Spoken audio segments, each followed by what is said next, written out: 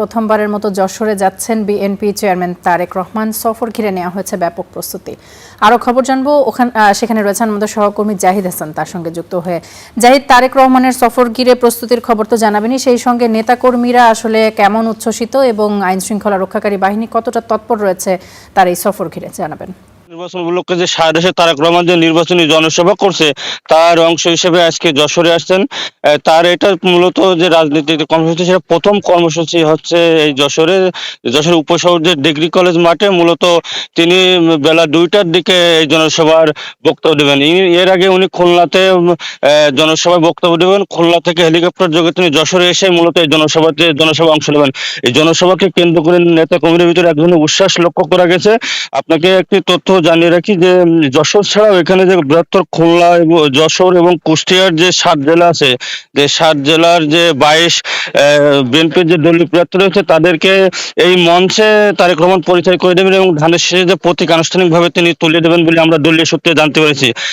সাধারণত যে যশোরের যে বিভিন্ন রাজনৈতিক দলগুলোর যে সভা সমাবেশ মূলত মূল শহরে হয়, কিন্তু বিএনপি যে জনদুর্ভোগ কমাতে মূলত যে শহরতলি এই উপশহর ডিগ্রি কলেজ মাঠে মূলত আয়োজন করেছে। এই কেন্দ্র করে যে সমাবেশকে কেন্দ্র করে ইতিমধ্যে নেতাকর্মীরা আসতে শুরু করেছে।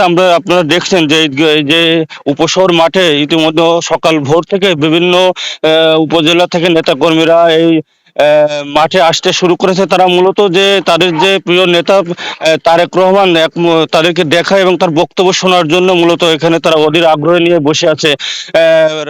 তারেক রহমানের যে প্রথমবারের মতো এই জনসভাকে কেন্দ্র করে যে যশোরের নেতাকর্মীরাও যেন উচ্ছ্বাসিত রয়েছে। আইন শৃঙ্খলা বাহিনী তার নিরাপত্তার বিষয়টা বিবেচনা করে আইন শৃঙ্খলা বাহিনীও তৎপর রয়েছে বলে আমরা দেখতে পেরেছি। মূলত যে আমরা যদি কথা বলি যে কোথা থেকে আপনারা আসছেন,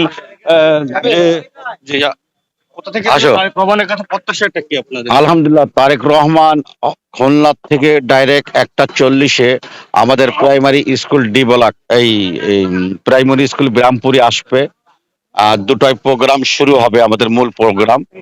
আর আমাদের টার্গেট অমিত ইসলাম নেতৃত্বে আল্লাহর রহমতে 6 থেকে 7 লক্ষ লোক জনসভা এখানে উপস্থিত হবে।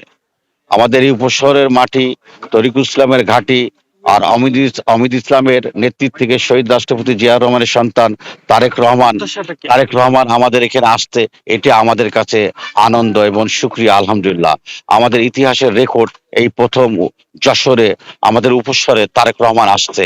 তাই উপশহরবাসী তার জন্য অপেক্ষায় আছে, সারাদিন সারা রাত তার জন্য অপেক্ষায় আছে। আমরা প্রথমবারের মতো যে তারেক রহমান আসে, তার কাছে যে যশোরের যে বিভিন্ন সময় নেতা কর্মীদের যে তারা বলছে যে দীর্ঘদিন ধরে বিএনপির ক্ষমতার বাইরে যে যশোর যে বা এই অঞ্চলের যে উন্নয়ন বঞ্চিত, তার সেটা নিয়ে তারেক রহমান তার নানান পরিকল্পনা এই জনসমাবেশ থেকে তুলে ধরবেন এবং আগামী যে নির্বাচন, যে 12ই ফেব্রুয়ারি যে সংসদ নির্বাচনের যে ধানের শেষে প্রত্যেকের প্রার্থীদের পরিচয় করে দেওয়ার সাথে সাথে এই অঞ্চলের রাজনীতি ইতিবাচক পরিবর্তন হবে বলে নেতা কর্মীরা এমনটি মনে করছেন। এবং ইতিমধ্যে জনসভাকে কেন্দ্র করে নেতা কর্মীরা আসছে। মূলত বেলা 2টায় তিনি তারেক রহমান এই জনসভায় উপস্থিত বক্তব্য রাখবেন। তার সেই উদ্দেশ্যে সকাল ভোর থেকে নেতা কর্মীরা যশোর সহ বিভিন্ন আশেপাশে যেসব জেলা রয়েছে সেসব জেলা থেকে নেতা কর্মীরা এই জন্য সমাবেশ স্থলে আসতে শুরু করেছে। তামান্না, এই ছিল যশোর থেকে সর্বশেষ। ধন্যবাদ আপনাকে আমাদের সঙ্গে যুক্ত হবার জন্য।